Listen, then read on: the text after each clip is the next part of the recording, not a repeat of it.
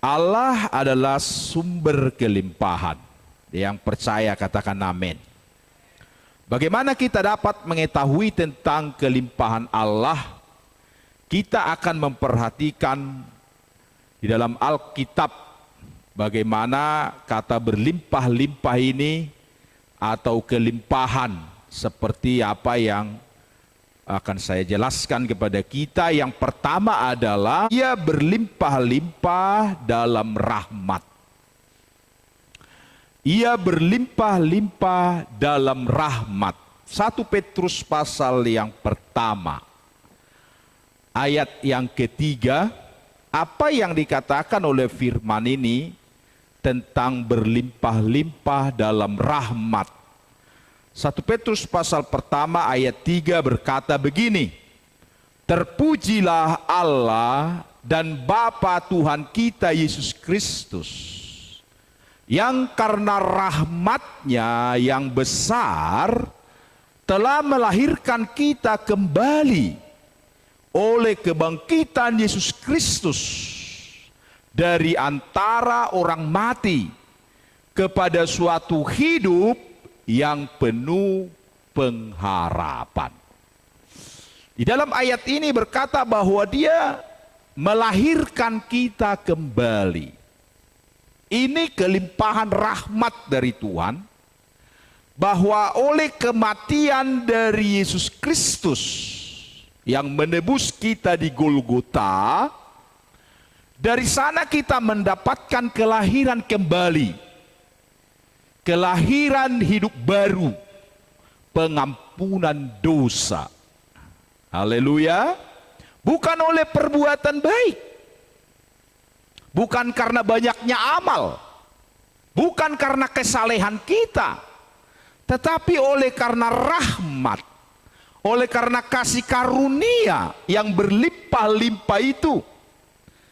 Dia beri rahmat yang berlimpah-limpah, kasih karunia yang berlimpah-limpah, yang membuat kita menjadi manusia baru. Yang mengerti katakan amin.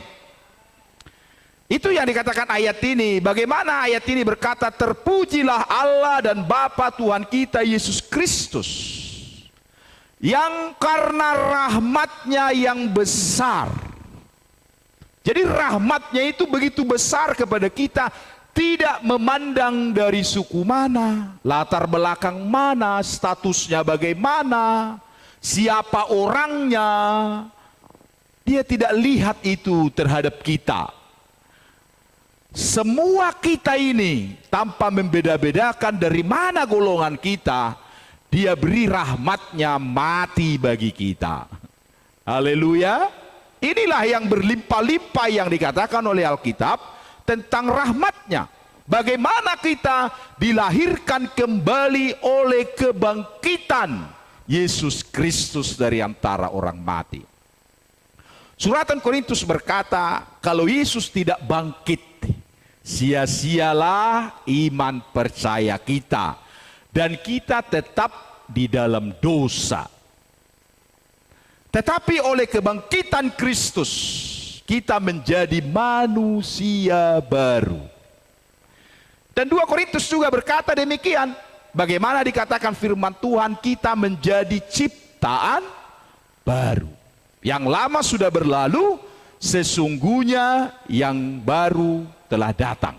Di dalam Kristus. Itulah rahmat yang berlimpah-limpah yang dikatakan oleh ayat ini, ada kelahiran baru. Jadi kita syukuri. Kita berterima kasih kepada Tuhan. Bagaimana kita diciptakan menjadi ciptaan baru. Yang lama sudah berlalu, sesungguhnya yang baru sudah datang. Itu di dalam kebangkitan Yesus. Yang kedua, ia berlimpah-limpah dalam kasih karunia. Ya. Roma pasal 5 ayat 17. Apa yang dikatakan firman Tuhan? Bagaimana dia berlimpah-limpah dalam kasih karunia. Roma pasal 5 ayat 17 berkata, sebab jika oleh dosa satu orang maut telah berkuasa oleh satu orang itu, maka lebih benar lagi mereka yang telah menerima kelimpahan kasih karunia dan anugerah kebenaran akan hidup dan berkuasa oleh karena satu orang itu, yaitu Yesus Kristus. Oleh satu orang berdosa, Adam, manusia pertama, sehingga manusia semua keturunannya menjadi hilang dari kemuliaan Tuhan.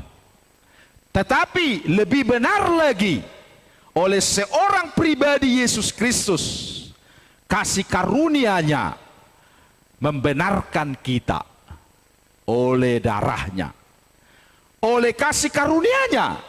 Sebab jika oleh dosa satu orang, ini Adam, maut telah berkuasa oleh satu orang itu, upah dosa adalah maut, tetapi kasih karunia Allah adalah hidup yang kekal. Jadi semua manusia berdosa keturunan Adam, kalau tidak menerima Yesus sebagai Tuhan dan Juru Selamat, kalau dia tidak menerima kasih karunia penyelamatan dari Yesus, maka dia pasti masuk neraka. Karena dosa Adam, ya, akan datang maut. Tetapi kata firman Allah di sini, maka lebih benar lagi mereka, kita ini, semua kita yang hadir ini, yang telah menerima kelimpahan kasih karunia dan anugerah kebenaran, akan hidup dan berkuasa oleh karena satu orang itu. Siapa dikatakan Alkitab? Yesus Kristus. Oleh karena Yesus Kristus, karena kasih karunia-Nya, dia rela mati bagi kita di Golgota. Kita dibenarkan. Haleluya.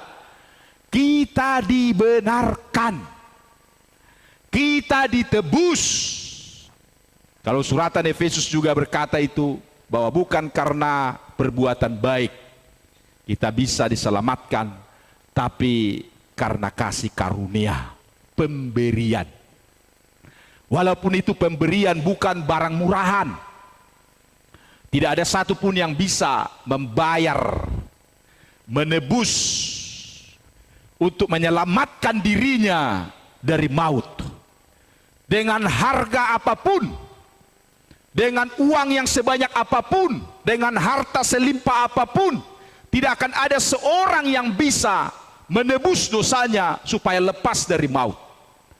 Tetapi oleh karena anugerah, pemberian, pembenaran dari Yesus Kristus, kita mendapatkan penebusan itu. Oleh karena kelimpahan kasih karunialah kita bisa ada sampai hari ini. Jadi yang terakhir juga di sini, ia berlimpah-limpah dalam penghiburan.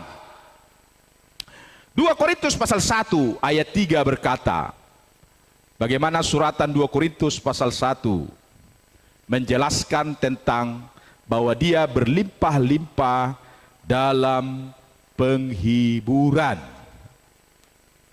2 Korintus pasal 1 ayat 3 sampai 5 berkata, terpujilah Allah Bapa Tuhan kita Yesus Kristus, Bapa yang penuh belas kasihan dan Allah sumber segala penghiburan, yang menghibur kami dalam segala penderitaan kami, sehingga kami sanggup menghibur mereka yang berada dalam bermacam-macam penderitaan dengan penghiburan yang kami terima sendiri dari Allah. Sebab sama seperti kami mendapat bagian berlimpah-limpah dalam kesengsaraan Kristus, demikian pula oleh Kristus kami menerima penghiburan berlimpah-limpah.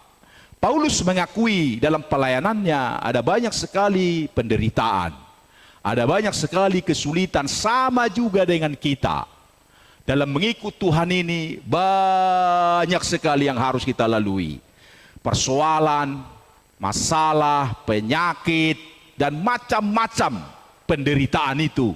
Tetapi Yesus memberi penghiburan yang berlimpah-limpah. Ketika kita percaya firman-Nya, maka kita terima penghiburan, kita terima kekuatan, ketika kita percaya firman-Nya, ketika kita sakit, Dia berfirman, oleh bilur-bilurnya kita sembuh.